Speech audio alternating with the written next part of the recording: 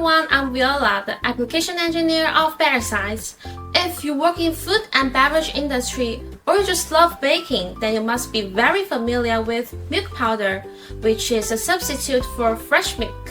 You will find it everywhere, in cakes, yogurt, ice cream, chocolate, drinks, and countless other products we consume every day. But anyone who has worked with milk powder knows the challenge. It loves to clump. Flow issues can lead to many headaches during manufacturing. For example, in feeding and dosing systems, milk powder with poor flowability may breach or rattle, causing unstable feed rates, alarms, and inaccurate dosing. During blending, poor flowability makes it harder for powder to disperse evenly, resulting in inconsistent quality and taste. If you're adding milk powder in beverages, poor flow is often linked to inadequate wettability and dispersibility, making the final product hard to dissolve or reconstitute. A key factor behind these problems is fat content.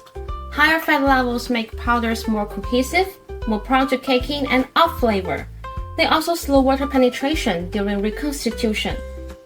To evaluate these flow differences, we will use the PowderPro A1 to compare the flowability of skimmed milk powder and whole milk powder.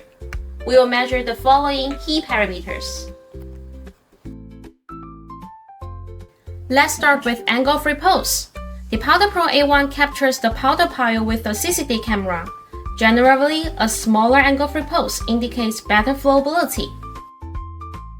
Next is the angle of spatula, which reflects adhesion between particles. We then measure bulk and tap density to understand their packing behavior. From these values, compressibility is automatically calculated by the software. Last but not least, let's assess uniformity to see how evenly the particles are distributed.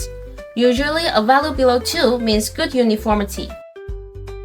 Our results show that skimmed milk powders consistently show lower angles and lower compressibility, indicating better flowability, while whole milk powders exhibited poor flowability due to their high fat content.